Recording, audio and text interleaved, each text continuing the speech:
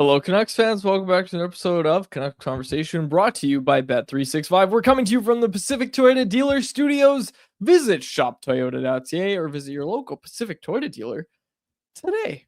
My name is Dave Wujelli. I am joined by Harman Dial. We've got some really good stuff in the chat early, Harman. We're going to do a Zeev Buium deep dive today on today's show. You wrote about it over at The Athletic. Some really good stuff in the chat so far. Dylan McDonald, who had to leave early yesterday. We appreciate it. It's okay. He said, I'm predicting a big Family Feud win for the boys today. I like it. It's the last feud of 2025. How are you feeling heading into today?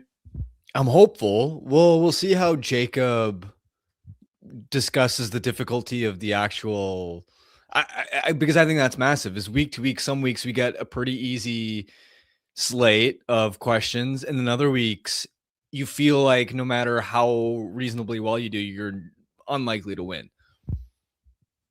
It's tough. It's like going into a game, you have no idea who your opponent is. Yes, exactly.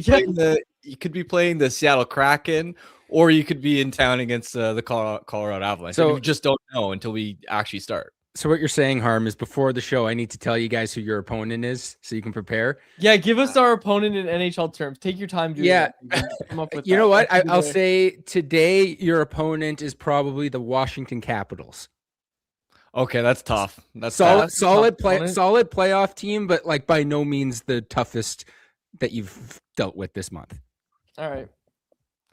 S. Little Boston said, is Harm getting the sniffles ahead of Saturday? 3 days out, Harm. How you feeling? Good. Amazing. We're gonna do health updates every day. Every day health updates. All right. And we had Ivan in the chat. This is awesome. He said, perfect timing. It's 7 a.m. here in Japan. Watching from Japan, watching Canucks Convo in Japan. That's awesome.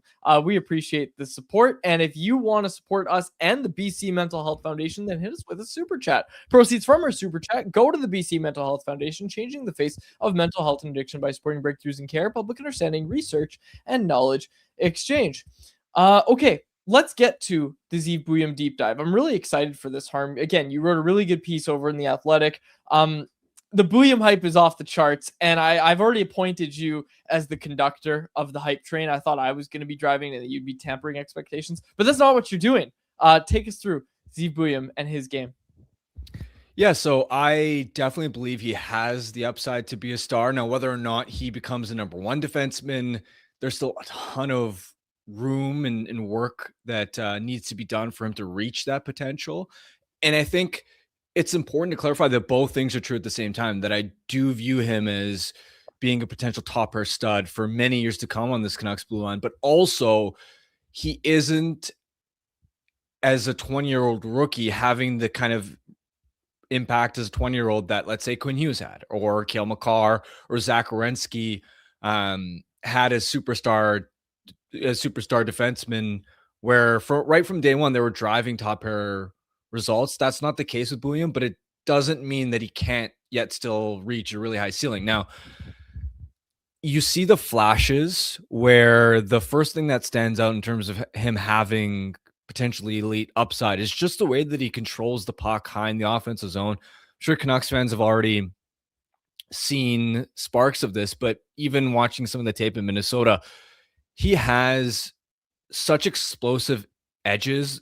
Plus, he's able to open his hips up, which allows him to manufacture new lanes in situations where he is pretty tightly marked. There have been situations this season where he's broken ankles at the blue line, made opposing wingers look silly, and it was really interesting. I want to read you a quote that the Athletics' Joe Smith was able to get from Capitals head coach Spencer Carberry earlier this season.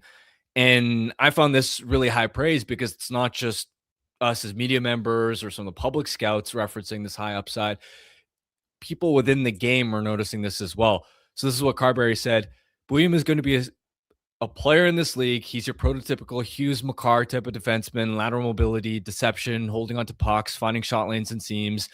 Now, the next step for him comes down to a few areas, because despite him having some of these raw tools, you'll see that most of his points have come on the power play. So far at even strength, I believe he only has 6 assists. There are 3 things that over time he'll need to sort of work on to turn some of these tools into being a really high point producing defenseman at 5-5 as well. First, he's still learning what he can and can't get away with at the NHL level. You notice many situations throughout this year when you watch Zeev Buium shifts where he'll attempt a play and then just get stood up, or a puck gets turned over, a play that he's attempting just doesn't quite work. And I think part of that is just the adaptation process of in the NCAA, he's able to get away with so much more because the pace of play isn't as high, the defensive pressure isn't as extreme, the wingers and defensemen he's attacking against aren't as smart. Whereas now at the NHL level, he's met his match. He's finding some early resistance, and I think part of that is a learning process. And we even saw with Lane Hudson last year for the Montreal Canadiens. Now, Lane was still driving elite 5-5 results, and again, Buium isn't really close to Lane Hudson level rookie impact. However, even with Hudson being as terrific as he was last year, he still ran into, especially in the first third of the season, many situations where he was turning pucks over and things weren't working. And quite clearly, you could tell that, all right, there's an adjustment process from the NCAA. And in the second half of the season, you saw those mistakes cut down. So that's what I'm going to be looking for Buium, is I'm hoping in the second half, you see the mistakes start to come down as he becomes more experienced. Second, I've noticed he'll make a slick maneuver at the top of the zone to beat maybe the first layer of pressure. But then in terms of what's next, it doesn't always lead to a scoring chance for himself or for a teammate.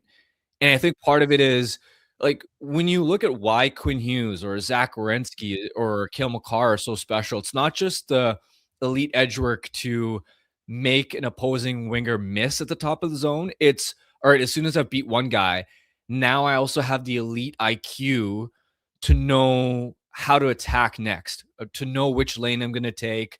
And that's where with Buium, there have been so many shifts this season when I go back and watch his Minnesota tape where he makes a cool move at the top of the zone, but it's the next play where it doesn't quite materialize. So that's an area where I'm hopeful that those instincts will become more natural for him as he becomes more experienced in this league.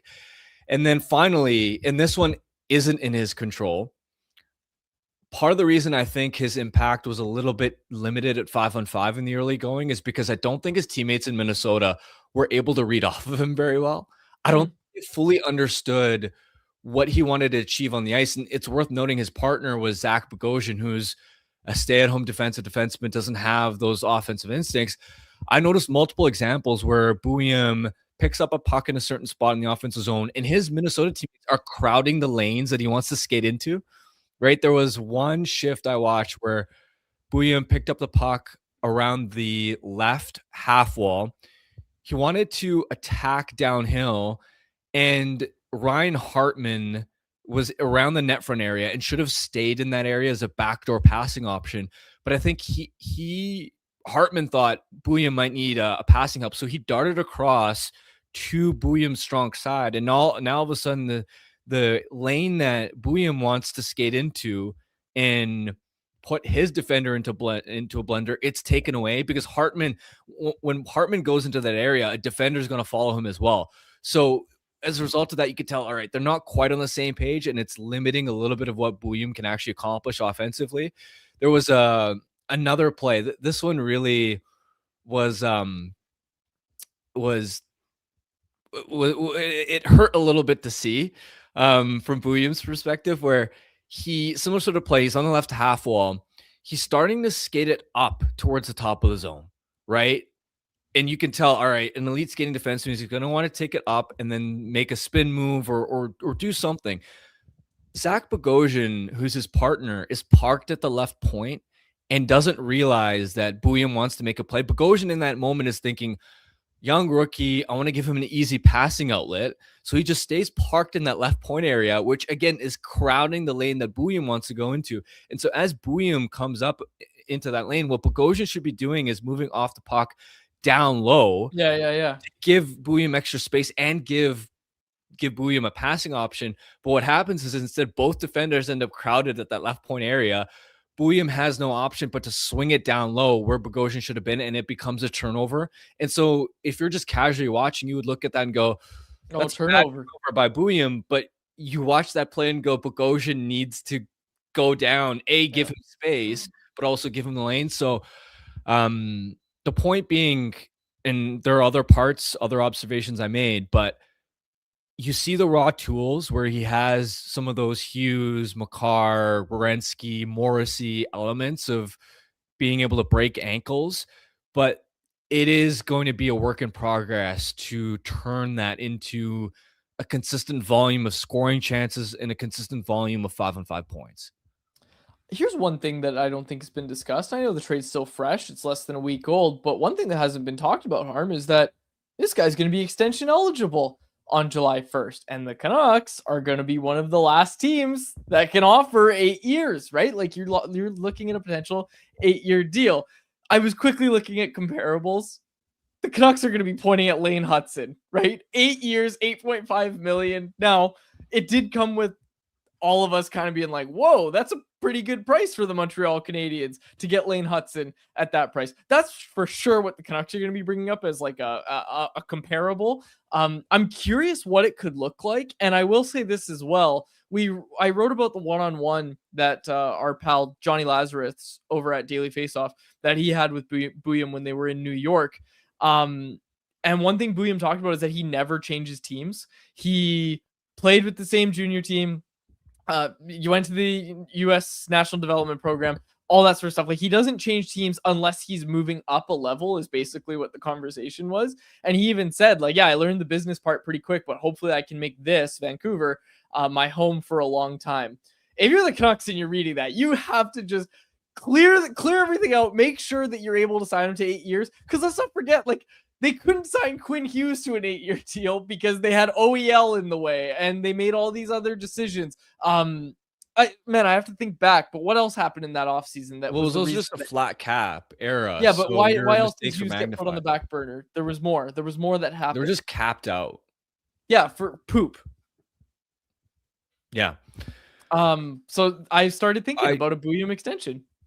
I will say though, what Hudson's accomplished and this is actually more incentive for the Canucks to push aggressively for an extension this summer when he is eligible. Zeev Buium isn't going to have the resume and the leverage that Hudson did because Hudson won the Calder Trophy with the 66-point season, right? Like what Hudson's doing is on a completely different level compared to Zeev Buium. Buium's on pace for around 40-ish points. And at 5-on-5, he hasn't been anywhere close to the driver that Hudson has been. So if anything, Buium's camp would be trying to point to Hudson as, oh, that's the upper echelon of what we hope to get. But if the Canucks are negotiating that kind of deal, a deal with Buium this summer, he hasn't put together the resume where he can command Hudson type numbers yet. Which so again, I think is even more reason to sign him long-term because you're able to capture him before he truly breaks out potentially. And it would give his advisors every reason to say, just hang on a second. You're going to be the number one guy in Vancouver, probably in your next season. Let's just wait. But I'm just saying from the Canucks perspective, just rush, just try to get it done. Just try to get it done with Zeev Buium. Yeah, I started to think about that, though. We'll probably write about it soon at Canucks Army. I don't know if Tyson Cole's watching, but write that down, Tyson, if you are. But anyways, yeah, I just started to think about what extension might look like. So just to kind of put a bow on this, Harm. Zeev Buium's first season in Vancouver looks like a success if you see him start to control play and make more of a 5-on-5 impact, right? I think I'm encouraged by the sparks, but it is worth mentioning that Minnesota's 5-on-5 results with Buium through the first third of the season or so were pretty pedestrian, right? They were controlling around 43-ish% of shots and chances. They're outscored 18-13 during his 5-on-5 minutes. Now, part of it is he was partnered primarily with Zach Bogosian, so you have to account for partner quality, right? When Quinn Hughes was a rookie, he had Chris Tanev to play with, but that disadvantage for Buium is partially offset by his matchups were some of the easiest on the Wild blue line. He was playing around 18 and a half minutes, but in terms of quality of competition, he really wasn't playing very difficult matchups. And I expect that those are going to ratchet up here in Vancouver because there is more opportunity here. And so it's also worth pointing out his defensive metrics have looked pretty rough. Now, I think his compete level is high enough, and defending wasn't an issue for him at the college level to where I am hopeful and optimistic that you'll see him start to turn things around. But the point being, in the second half of the year, I want to see a scenario where he's at least holding his own at 5-on-5. And especially from a defensive standpoint, you don't have a scenario where Canucks are just getting caved in all the time. And specifically, if you ask me, what does that look like from an eye test perspective? Watching some of the tape in Minnesota, he dives into situations a lot where his timing, he can be over aggressive, where dives in, commits, isn't able to make the defensive stop in that situation, and then he's out of position, whether that be off the rush, whether that be off in zone situations. I think his defensive IQ hasn't caught up to the NHL level yet. It's not for lack of effort. I see him battling really hard. He initiates a lot of physical contact. He plays bigger than his size. But his reads aren't at an NHL level yet. And I want to see progress in that area. And then even as a puck mover, we know that if he has time and space, he can easily wheel it out. He can carry it out because of how mobile he is. You see him driving entries and enjoying the rush, but zone exits or defensive zone retrievals where there is heavy forecheck pressure on him and he doesn't have space to just automatically wheel it using his feet, you do see him a little bit tentative and learning how to navigate those situations where sometimes you see him shoulder checking and scanning and analyzing for his options. But then when it comes time to make a play, he's a beat too slow to actually make the decision, or his pass doesn't work for whatever reason. And the point being, in some of these D zone retrievals where he can't just use his feet to escape the situation, he doesn't always look comfortable in that area, or just other small details like puck is rimmed around hard and he maybe doesn't take the most efficient route to the puck, and because of that isn't able to turn that into a clean zone exit. Again, I expect those areas to improve with experience, but that's where I want to see him make progress in the second half of the season, is navigating D zone retrievals when he can't use his feet to escape. I want to see him make smarter reads and not put himself out of position as often. And ultimately, if he can learn to turn some of his cool offensive zone maneuvers into a higher volume of scoring chances that he's setting up for his teammates at 5-on-5, that would all constitute really promising progress for him. Tin Basher jumped in the chat and said, wouldn't Jackson Lacombe be the comp? I like that. Lacombe. Lacombe's older. He's 24. But he signed his extension, $9 million on an 8-year deal. I think if you're Buium's camp, you're probably asking for $10 million. I don't think the Canucks want to go that high at this juncture, but hey, there's something to be said. There's something to be said about getting your work done early. And hey, get the guy signed before he becomes your number one guy potentially next season, and then really jacks up the price of his next contract. Well, even on Lacombe, he was a number one defenseman last year. He was playing 22-18. So the point totals will be similar, but the workload in terms of ice time and responsibility and being the clear number one guy, it won't be there unless Buium has a massive. I was just about to say, which could happen. Yeah, let's not pretend like that's not a possibility with the Canucks, right? For him to be the number one guy, especially like Buium playing with Hronek, right? And we got another chat person in the chat here asking who the best partner for Buium is. I think it's Hronek. I think he's going to learn the most playing with them. I think stylistically, it's the best fit. I think that's the best place for him to be. Do you disagree? Yes, he is the best partner, but it's also about what context and situation do you want to put him in? Because right now they have Marcus Pettersson and Philip Hronek, they have those guys playing tough matchups. So they're taking on playing the other team's top lines, which is allowing Buium and Myers to play against middle six competition. So that it's a trade-off, right? Where if you want to play him with Hronek, either you're going to throw that pair out to the Wolves, or you're going to go back to using Marcus Pettersson and Tyler Myers in tough minutes against top competition, which, let's be honest, in the first quarter of the season, Marcus Pettersson, Tyler Myers in tough matchups, they were really struggling. I'm more worried about giving Buium the best place to develop than I am. Oh boy, I hope Myers and Pettersson don't get caved in. Sure, but I fully agree. But I'm also thinking about what is Adam Foote thinking with the current configuration. So sure. I think if you were strictly trying to maximize Buium, you would go Buium, Hronek, and then go Marcus Pettersson, Tyler Myers as matchup pair. However, because Hronek has been by far this team's best defenseman this year and is their number one RD by a mile, I imagine there's incentive on Adam Foote's part to, hey, I want to play Hronek like a top pair D-man. I want to use this pair to do most of the heavy lifting on this blue line. And is Buium advanced enough to take on that kind of high leverage role? I imagine those are some of the considerations that the coaching staff is weighing right now. All right, let's get to Family Feud. You sound good? Yep.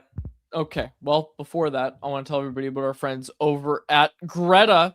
We're days away, and Harman is still feeling okay. Vancouver versus Boston, Saturday, December 20th. That's coming up, folks. Doors open at 3. Puck drop is at 4. We've got great deals. The game day specials at Greta. We've got the game on all screens with sound. We've got game cards to hand out. We've got prizes. We've got all sorts of stuff that we're going to be giving out throughout the night. So to reserve your spot, text 604-256-4022. That number again, 604-256-4022 to reserve your spot. Greta Bar, YVR, 50 West Cordova Street is the address. We'll see you there on Saturday, folks. And I want to see all the same people I saw last time. That last crew we had was awesome. And not that, the other people that come aren't awesome, but I had a really good time. Met a bunch of listeners. I already shouted them out by name. So I hope to see them all there. At this one. All right, Jacob, take it away.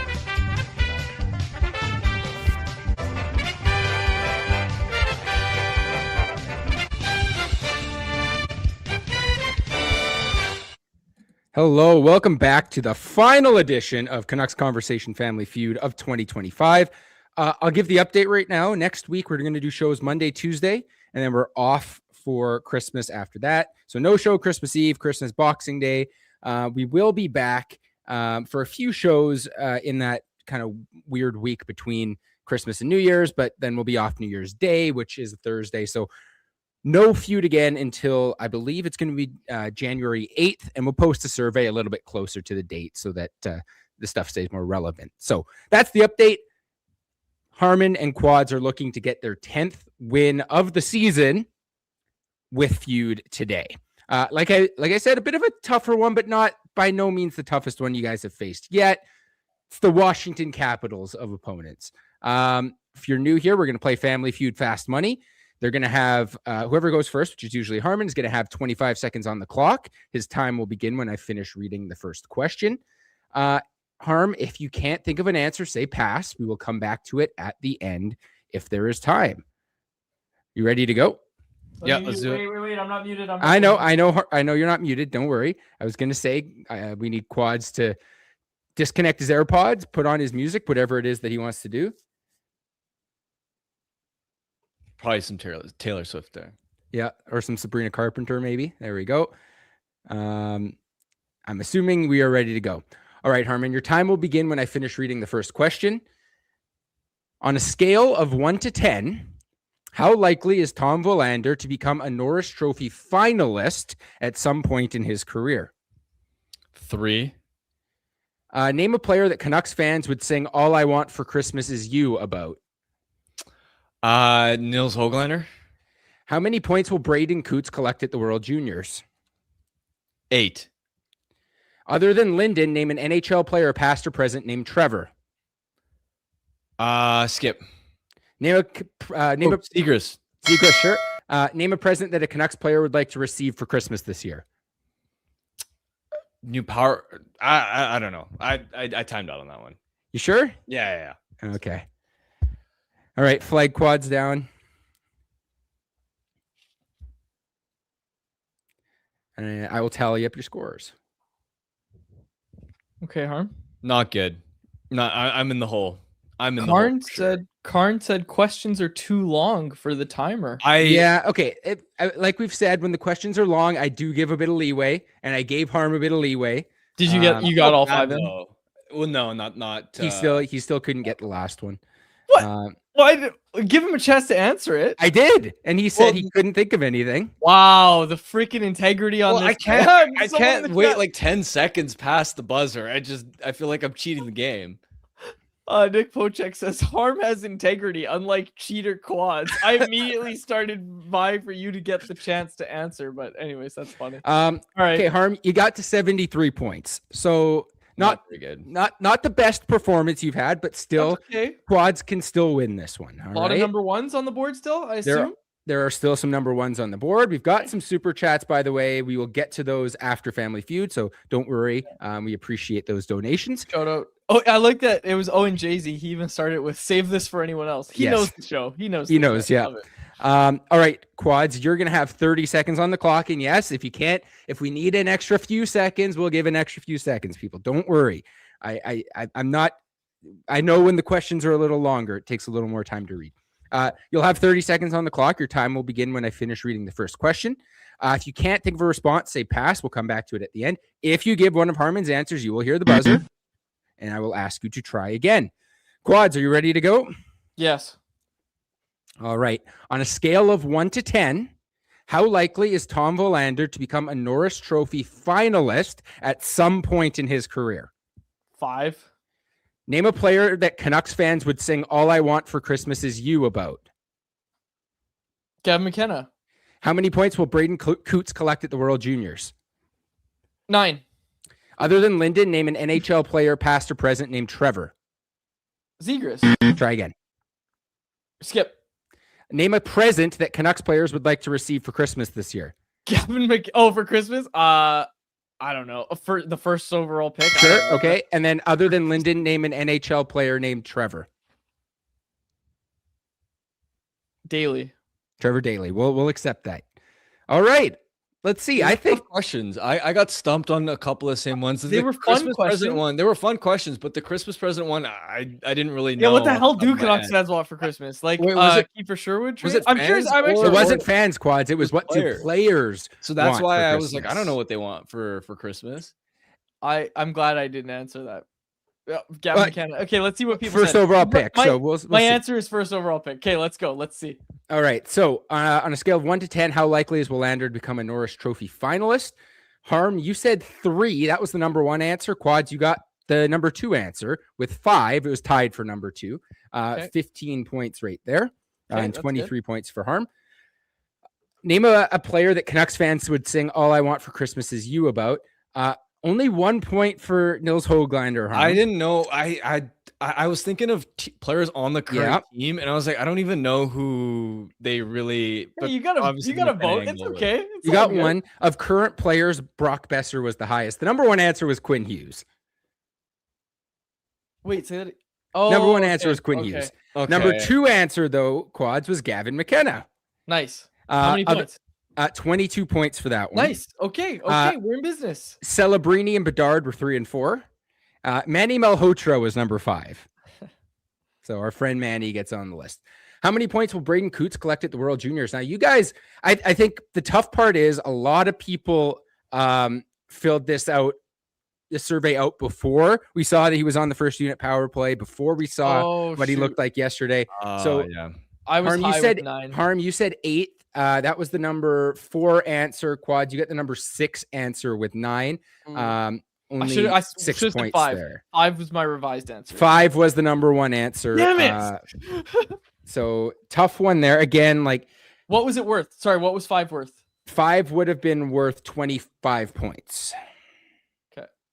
So yes, tough one there. Obviously, when the question was made, we thought, okay, Coots is going to make the team, probably on the third line, and little do we know he's probably going to be in the top 6 and playing first unit power play. So good on Braden Coots. Tough one for you guys there. It's going to be tough. You guys are at 119 points. You need 81 here in the final 2 rounds. Come on, baby. Other than Linden, name an NHL player, past or present, named Trevor. Zegras was the number 1 answer. Daly was the number 5 answer, 7 points. Former Canuck Trevor Letowski was the number 2 answer. Trevor Van Riemsdyk, Trevor Moore, and Trevor Kidd. This was a tough one. Some people were saying, wow, that's a really tough question. I liked that question, but yeah, I will agree. It was probably tougher. Maybe I should have saved it for a different survey.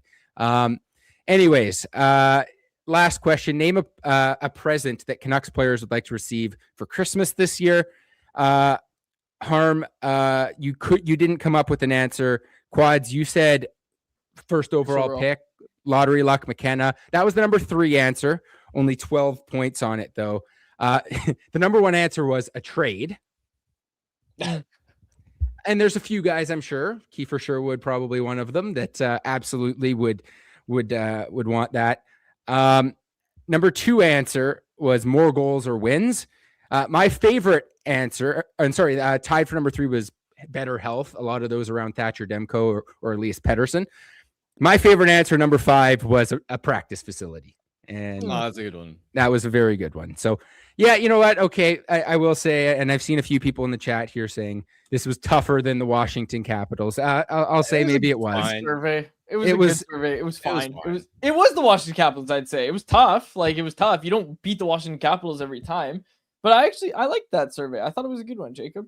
All right. Well, tough loss. You guys dropped to 9-5. We'll look for a bounce back in the new year. Called me a cheater. How am I a cheater? I need to understand these allegations. If I lose, I'm all fumbleina. And if I do well, and still we lost, if I do well, people call me a cheater. I was happy with my answers. I was like, oh, good. I did well. And everybody's saying I'm cheating. How could I even cheat? What is the... Anyways, I literally said in the chat because you've had plenty of situations in the past where you've gotten quite a bit of extra time after it's officially run out.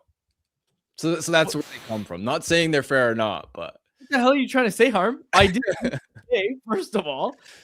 And anyways, whatever. All right, my own teammates against me. I didn't realize that, but all good. All good. Let's get to anyone else. It is brought to you by Pacific Toyota Dealers and the Toyota Prius. Oh, wait, no. Wait. We're not getting to anyone else yet, Harm. Right. Because we're instead getting to the stat of the day, which is the presentation of Uber Eats. Uber Eats is enabling fans to maximize their fandom all season long with exclusive game day deals on the app. From game day eats to paper plates and napkins if you're hosting, to all the ingredients you need to make your favorite game day dip. Before, during, and after the game, Uber Eats is assisting every fan's hockey experience all season long. # crave the stats. Now, I want to point out a trend that I'm going to be keeping an eye on over the next few weeks, and that has to do with Tom Verlander. Obviously, there was a lot of hype, especially after he scored his first goal against Minnesota, and for the most part, he's looked like he's belonged at the NHL level. However, it actually surprised me to, over the last 15 games, look at some of the underlying numbers where, at least territorially, they're getting caved in pretty dramatically. And if this continues, then I think some of the seams could become a little bit more obvious, where in the last 15 games, Canucks have been outshot 98-48. So a -50 on ice shot differential with Verlander on the ice at 5-on-5. And the high danger chances have been 48-19.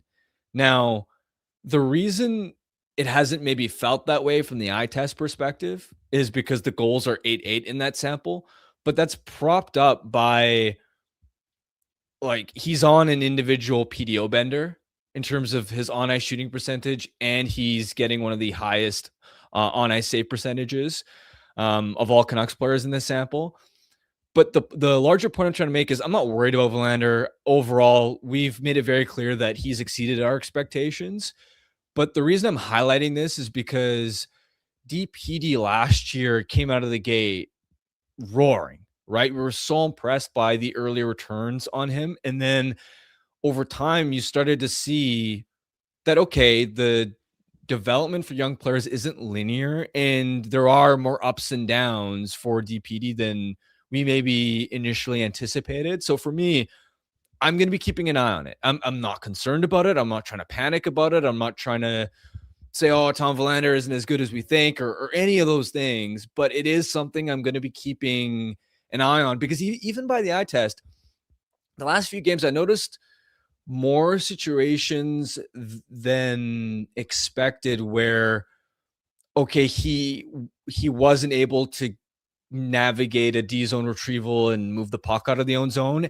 And it doesn't stand out to the naked eye because it's not a costly turnover that ends up in the back of the net.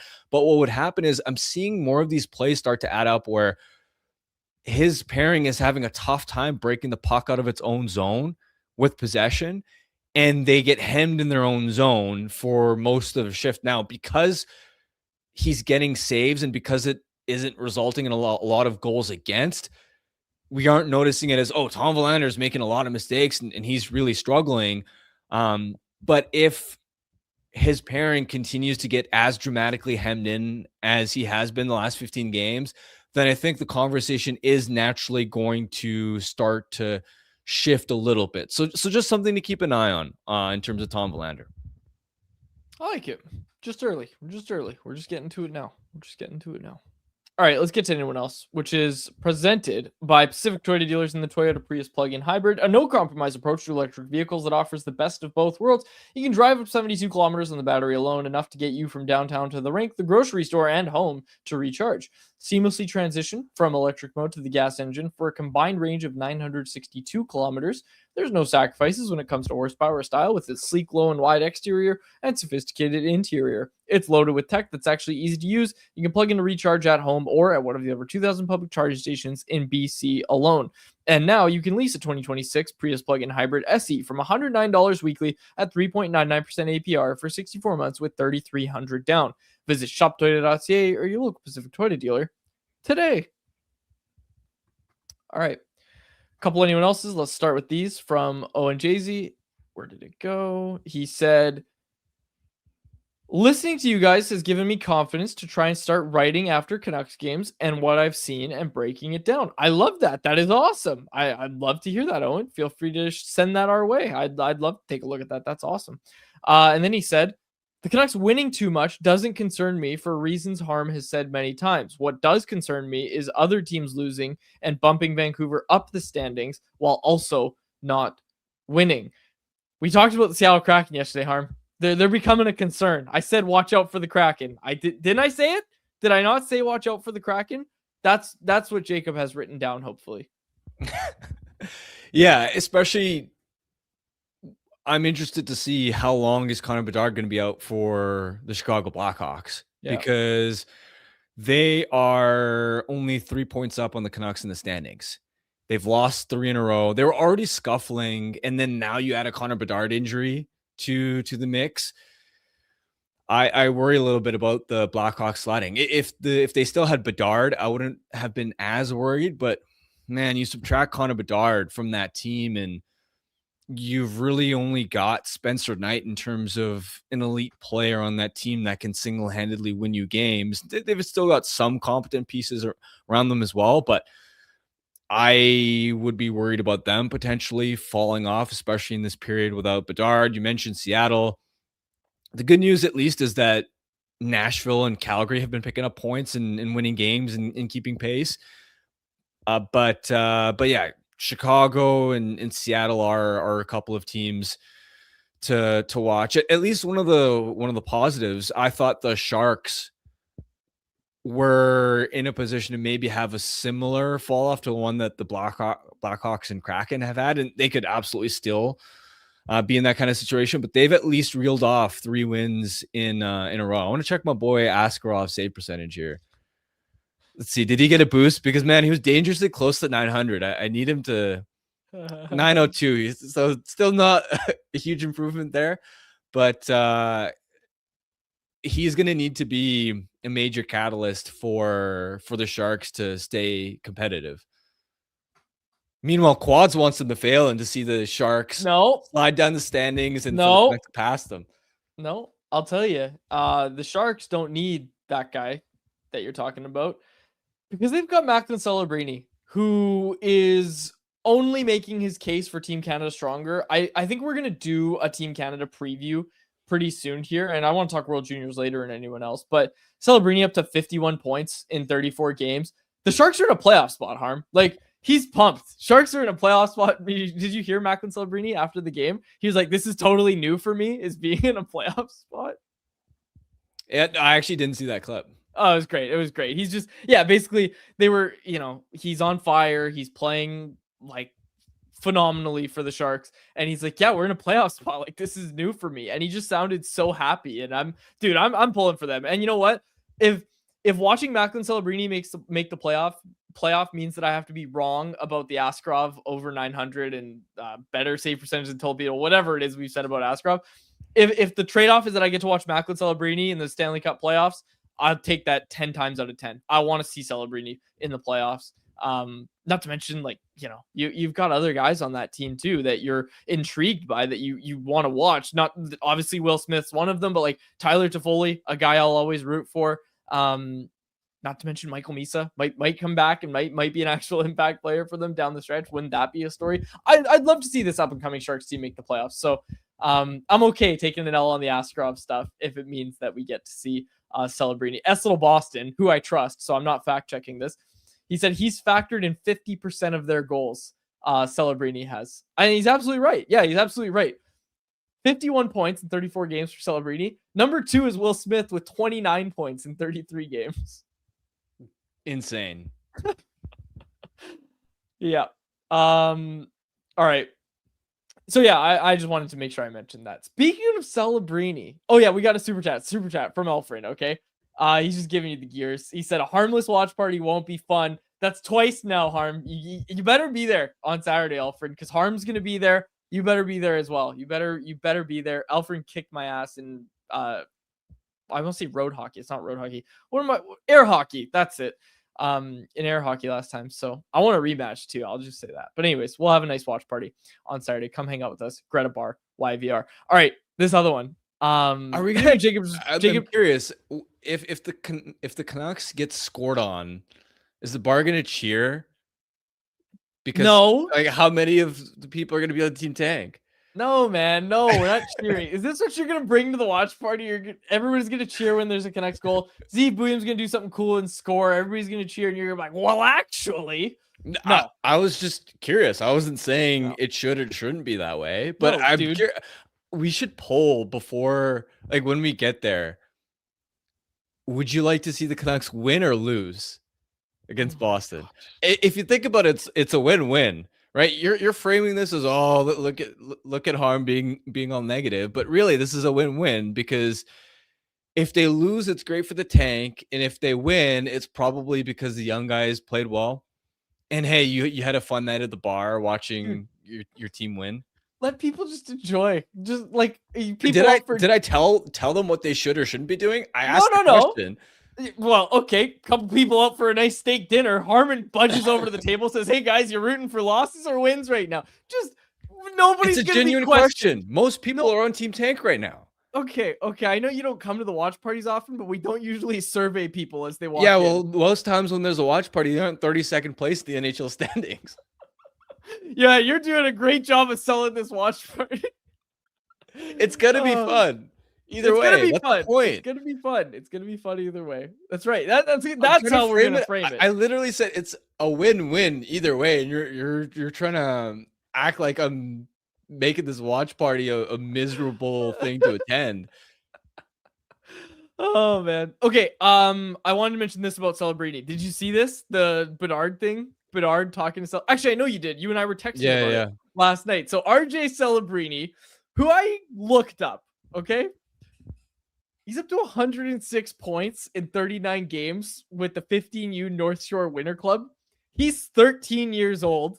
He's listed at 5'3" on Elite Prospects, and he's leading that team in scoring with 106 points in 39 games. What the hell were we doing at 13? I mean, I was 5'3" at 13. I got that. You know, I can at least say that. But yeah, wow. RJ Celebrini up to 106 points in 39 games. I also had this thought. Why don't we just go watch? Like Canucks Convo, maybe not live on location, but why don't we just go watch? We can just go watch the North Shore Winter Club, right? Yeah. You can. Technically could. Yep. So I think maybe wait till he's a little older. Wait till he's like 15 playing in like, you know, either the CSSHL or like the Elite League, like one of the leagues where there's like actual like live streams of games, so it's a little less weird that you're watching him. Yeah, 13's a little young. Like the only people watching the 13-year-olds are their parents and like the random cousin visiting, and then quads with the clipboard. All right. Okay. But anyways, yeah, good for the youngest Celebrini brother. And everyone always says this. Like, didn't they say this about like I remember Lonzo Ball, they said this about what's the kid's name? LaMelo, right? They said he's going to be the best, and he actually was. But then remember the Hughes brothers, Jack and Quinn, both were like, oh yeah, Luke's going to be the best. I'll say this as the youngest sibling. The older siblings just feel bad. They just try to prop you up. That's my take on that. The Subans, yeah. PK said the same thing. And really, there was only one good. Malcolm was a backup for quite a few years. We'll give him credit for that. But like PK was the only one who actually was ever considered a really good hockey player.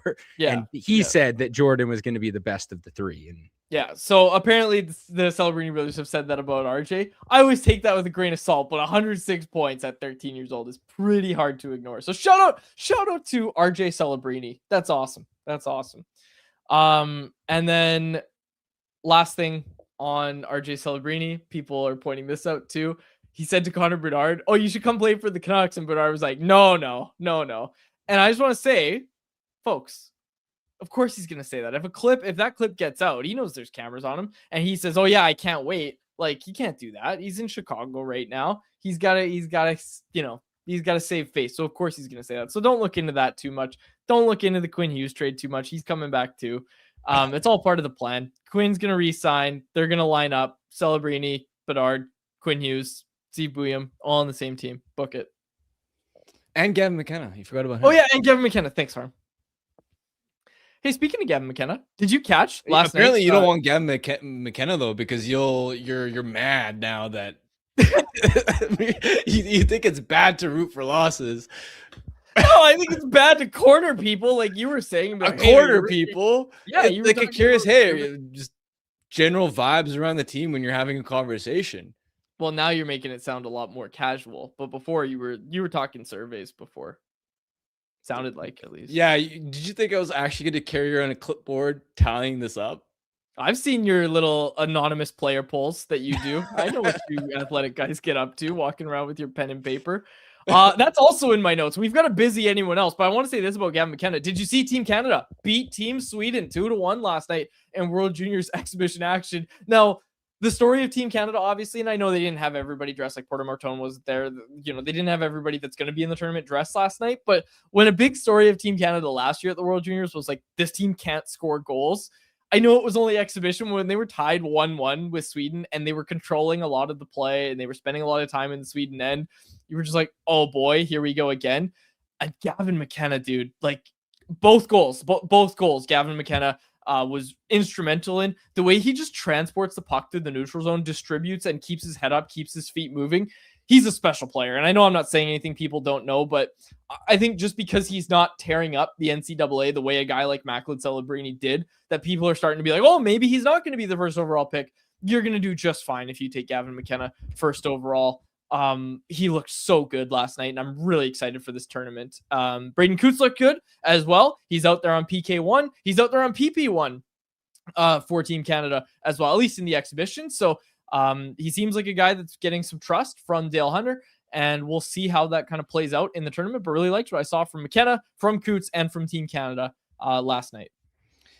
Yeah, and the crazy part too is, even if Canada, we're obviously hoping Canada does well, but even if they don't win the gold medal at World Juniors, it's important to keep in mind how many of their best young Canadians aren't there because they're in the NHL right now, right? Like Macklin Celebrini could play in the World Juniors based on his age. He's instead going to play for Team Canada at the Olympics.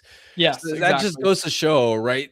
Every year when Team Canada in recent years maybe hasn't won a gold medal, and there's been a lot of criticism, and some of it has been justified in terms of them leaving too much skill at home, right? Like Zane Parak was left at home last year.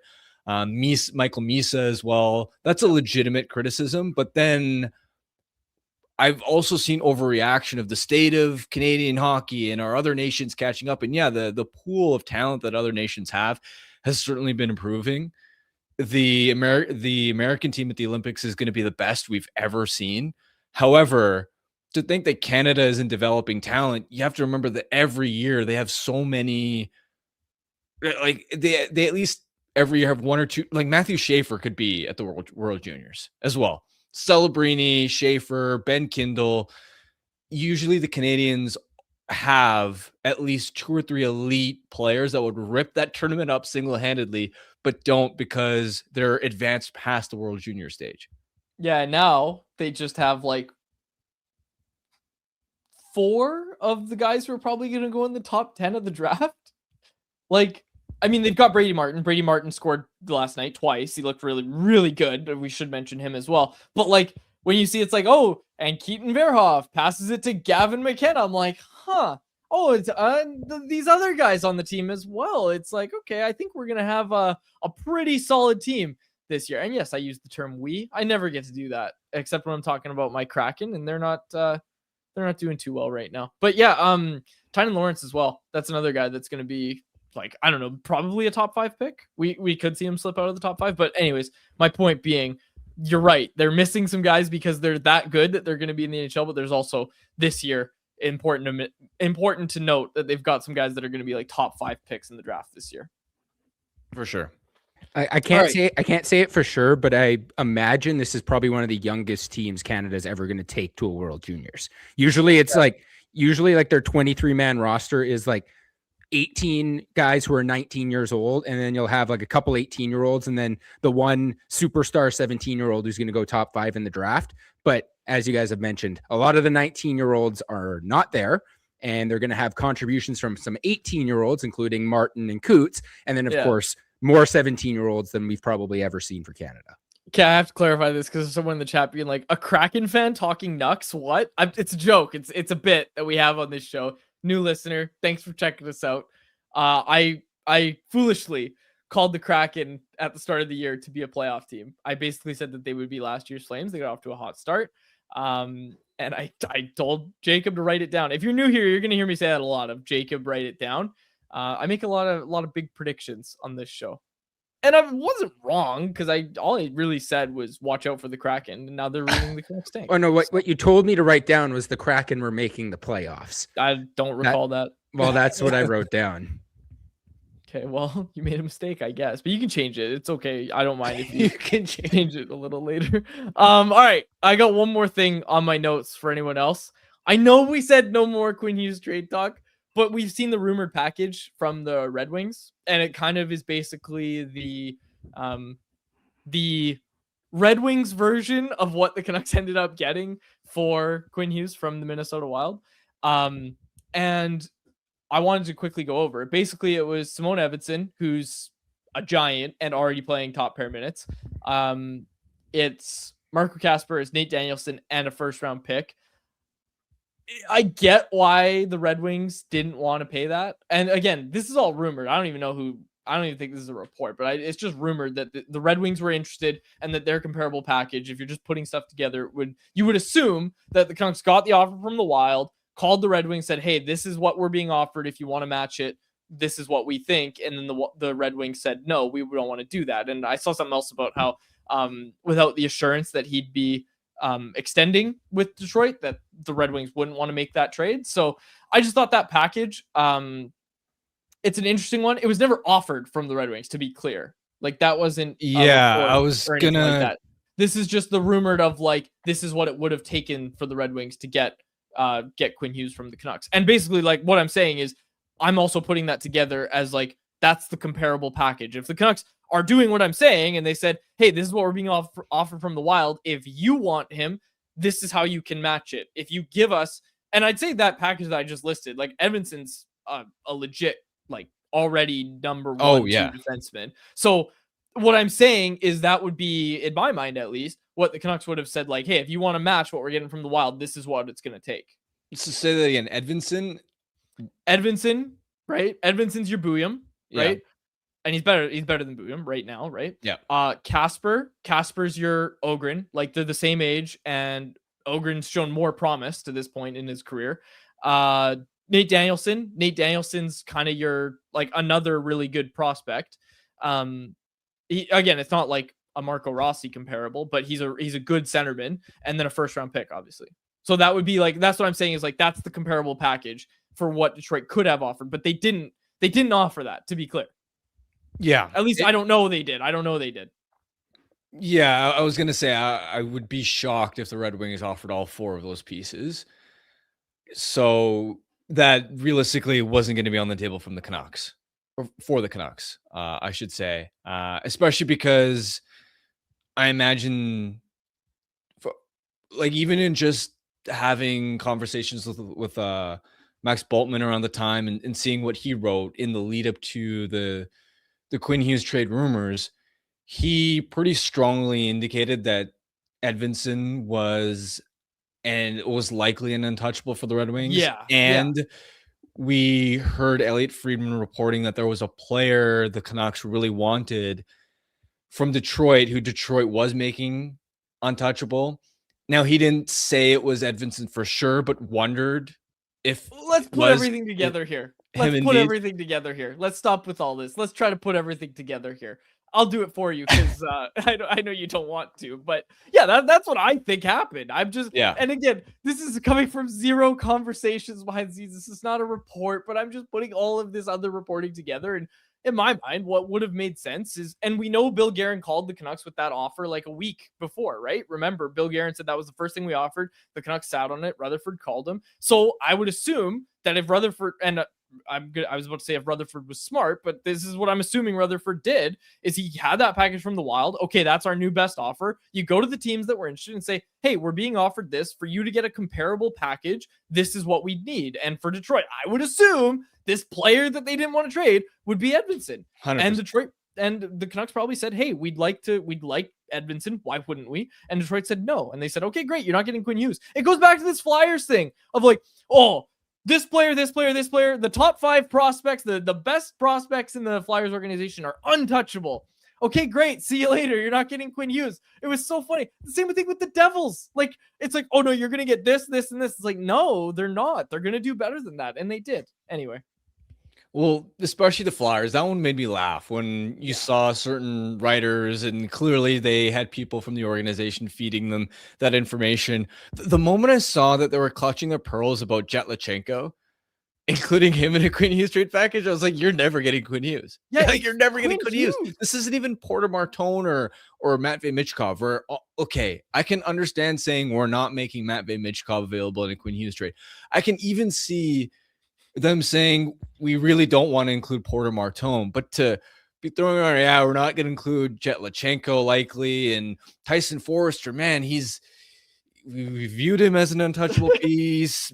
Maybe we'd include him, but it would really hurt us to have to include him. I was like, and we'll build something around Cam York and some of our wingers. It's like, you're not serious. Yeah.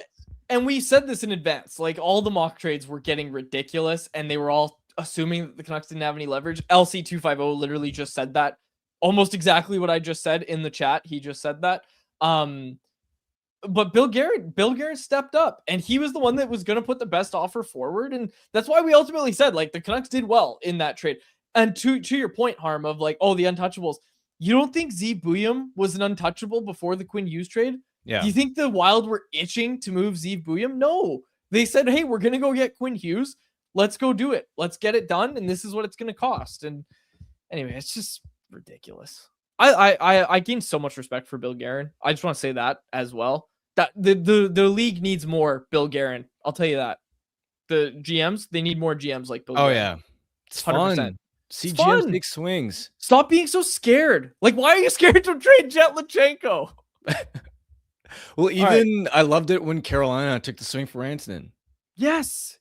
Take those swings. It's fun. It's good. And they did fine. Like, that was your best chance at like, hey, we want to get this guy to extend here. He didn't want to. He wanted to go, and they still got the 2 first-round picks and Logan Stankoven back. So take your swings. No worse for wear. Take your swings. They were going to lose Natchez anyway. Take your swings. I like it. Give me more Bill Guerin. He's up there on my GM power rankings now. He's up there near the top. Take a book, Bill Guerin. All right. Let's actually, yeah, that was actually the end of my notes for anyone else. We've actually kind of run a little overtime. Anything else you wanted to get to? No, I think I'm good. There were, if you want to get to any of the listener questions, we've got a few good ones here. Otherwise, we can wrap up. But we've kind of, I think the listeners have grown accustomed to longer shows now, Quad. So I don't think they mind if we run an extra 10 minutes.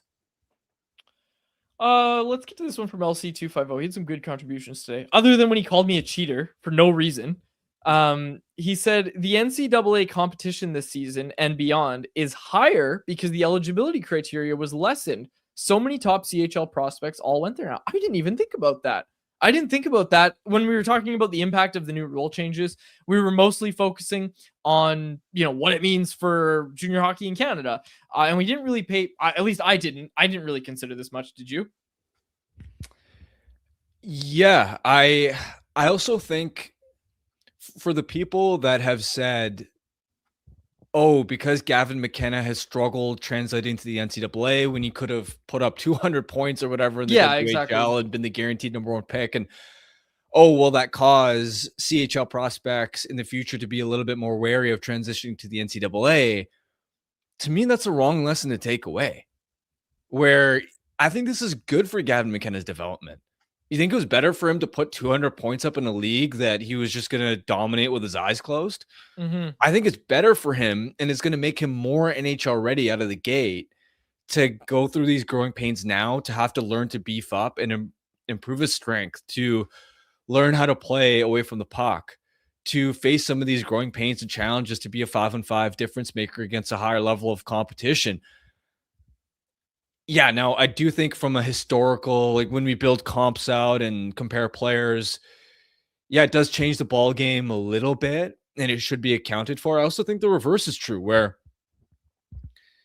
if we see more top prospects that would normally be playing in, let's say, the WHL going to the NCAA, well, then you have to account for the fact that the WHL doesn't have as many elite players, and so is putting up 120 points in the WHL as valuable as it was 4 years ago.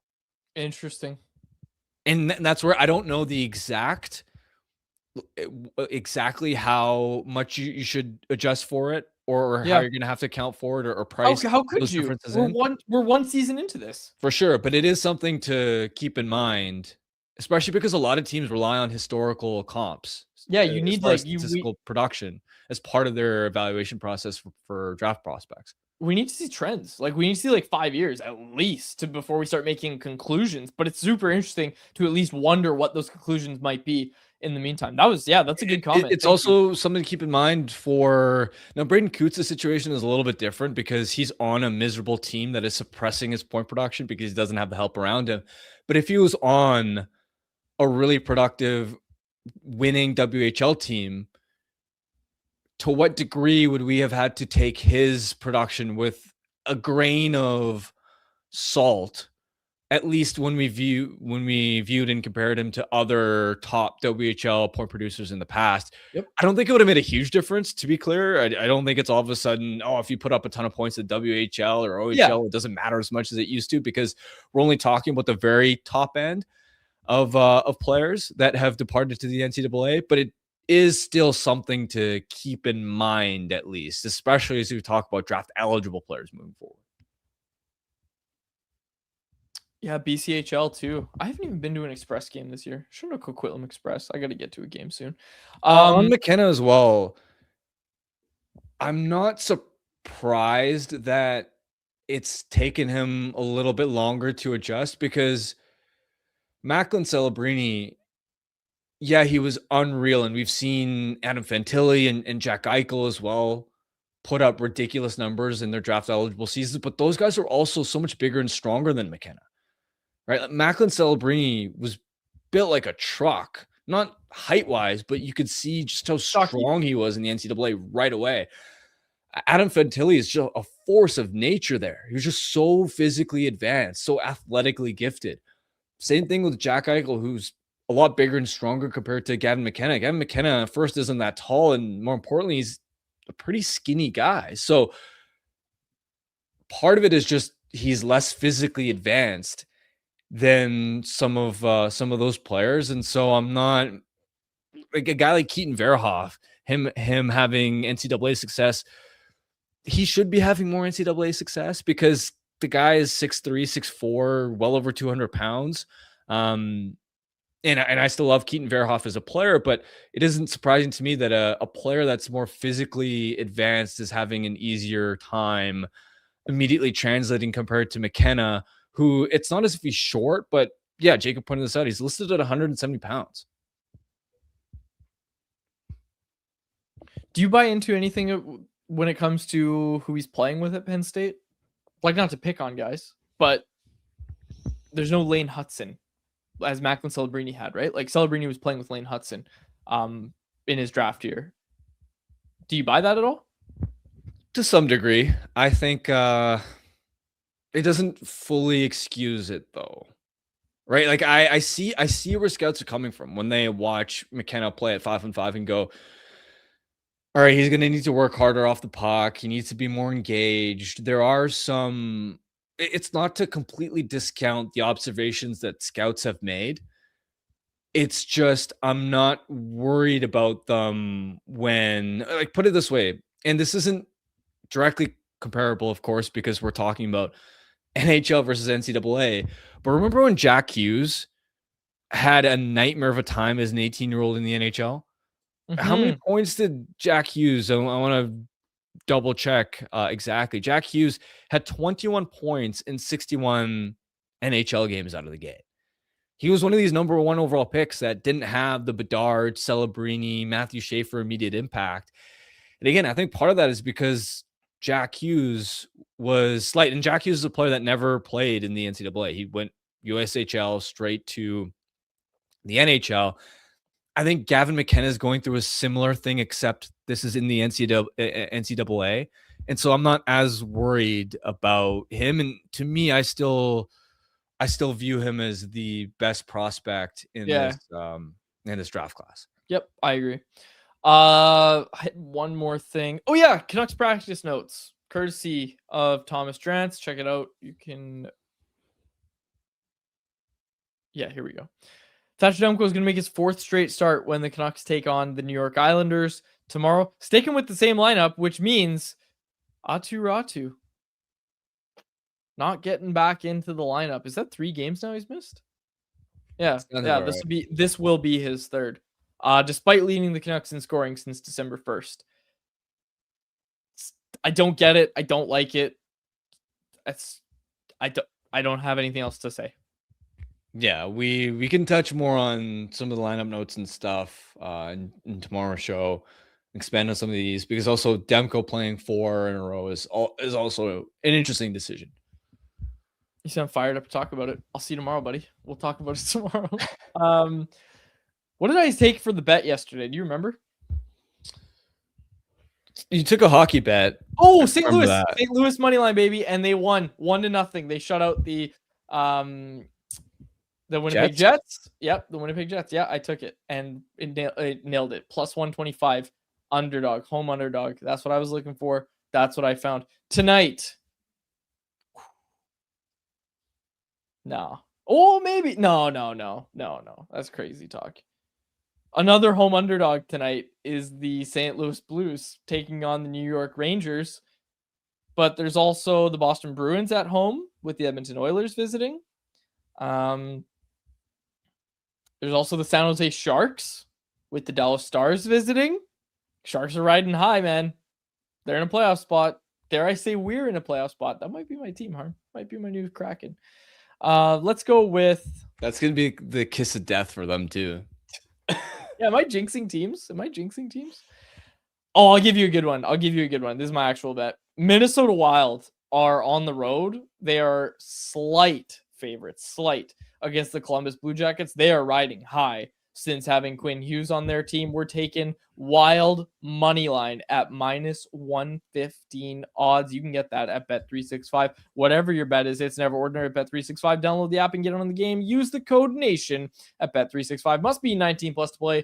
If you choose to play, please play responsibly. All right, fun show today, buddy. We'll wrap it up there. We'll be back tomorrow for my co-host Harman Dial and our technical producer Jacob Azar. My name's Jacob Jelly. Thanks so much for listening to another episode of Canucks Conversation. Canucks Conversation is live Monday through Friday, every weekday at 2 p.m. over on the Canucks Army YouTube channel. Make sure you like, subscribe, and interact in the YouTube live chat every day with us, folks.